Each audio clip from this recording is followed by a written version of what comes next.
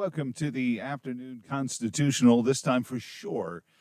Joe Thomas here, and we apologize for the audio issues we were having before with Speaker Todd Gilbert and the studio in general. And it seems like we are back here, and Speaker Todd Gilbert is on with us and stayed on with us very patiently. I guess when you deal with the members of the General Assembly,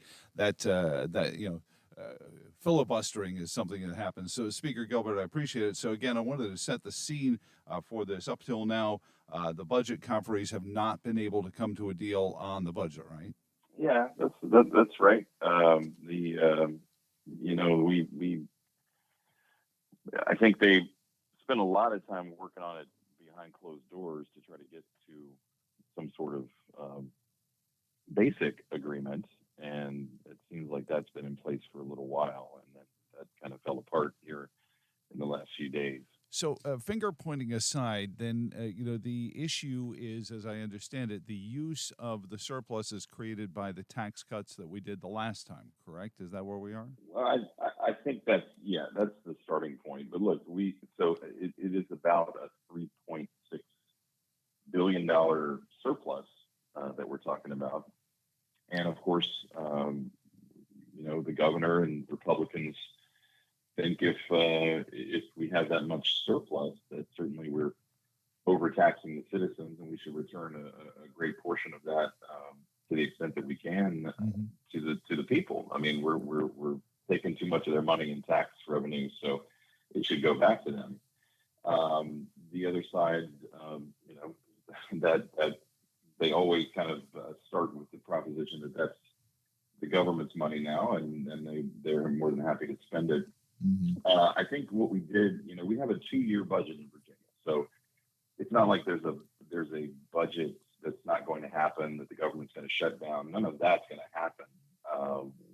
So we adopted a budget last year, and last year we had the same setup. We had a Republican House and a Democrat Senate, and this governor leading our Commonwealth, and we were able to do both. We were able to give significant tax relief to citizens, and then make substantial investments in other core services at the same time, because of that largesse that we were enjoying in the state treasury. And I think we were set up to do basically the same deal again, that there would be significant tax relief, tax cuts, and even tax rebates, and that we would still be able to do some additional investments in places that were important. So that was kind of our understanding, that we had arrived at that same deal again, and then one thing led to another, and here we are with that kind of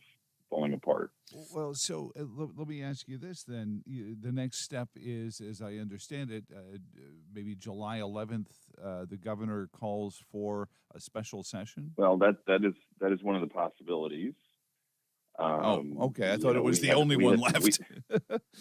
Well, the other one is that this just, that we certainly don't want to waste time if no one's really willing to come to the table on the other side and actually, meet us halfway, like we had anticipated they would, like they told us they would, and kind of as we kind of already agreed that we would. And so if my preference would certainly not to be to have us down there twiddling our thumbs if we're not going to come to a deal.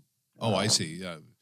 So why call a special session if they're not going to listen anymore in full voice any more than they did quietly behind doors in just their caucus members? What role did the primary season? Certainly, Cree Deeds from this area is one of the members of the budget committee. I'm not sure if he was one of the conferees or not, but did getting past the primary season play a role in why we haven't been able to get this budget settled yet? Well, I think I'm certainly not going to put that on Cree, but the lead negotiator for the Senate appears to have admitted as much, that he too, we're talking about George Barker, Senator Barker from Northern Virginia. He was in a pretty pitched battle for renomination, and he ultimately lost renomination. But I think he admitted to the Washington Post a day or two ago that he had basically put this off until his nomination was over. And that was kind of the prevailing understanding in Richmond, that he wasn't going to be in a position to come to the table, or at least do it publicly while that was going on, because of the, because he was already being accused by his opponent of being too easy to work with Republicans. So we saw that here. Yeah. Was that part of the? So part of it was part of what? Yeah, it was basically Cree Deeds and Kellen Squire were both ostensibly Republicans that ran as Democrats. But it would, Speaker Gilbert, make for an interesting session, wouldn't it, with all of these members who are not coming back to the House? Yeah, well, everybody you just mentioned is still a member and would still be sitting to vote on that potential legislation, and that the fact that we have this kind of unprecedented situation does cut against the twiddling our thumbs scenario that I mentioned. So there's certainly some possibility that we could cobble together enough votes to make it happen. And I guess we wouldn't know that till we got there. And so it might be worth the governor making the decision, to call it then. So yeah, what you're thinking there, I think is maybe the next scenario that we start to consider very strongly, is who might be willing to actually come to the table, if not the budget negotiators, and let us do good things for Virginians. So if nothing happens, to make sure I'm clear about this, and everyone is, if nothing happens, the budget is in place, and maybe it's a good idea to not. Well, I mean, so I guess the starting thought is we think a lot of Virginians are hurting, and that they could use tax relief yesterday, and that they could have used this when the time came to get these budget negotiations done in a timely fashion, and that they can't wait for that tax relief. And furthermore, that there are other core services that need additional help, whether it's public safety or education, or you name all the things the government should be doing and doing right, that there are places there where we need to make sure that we are doing it right. One of the things that Republicans have led on in the past couple of years is trying to make sure that our kids are up to speed on learning loss, and they're just behind. We're seeing this over and over again, that they're behind. I just picked this one thing out because there are places where we do need to make investments in what the government does, and where we are failing people, and where we need to shore up what we're doing. And so there are all kinds of reasons to have a budget sooner than later, and not sit on that money. And again, I go back to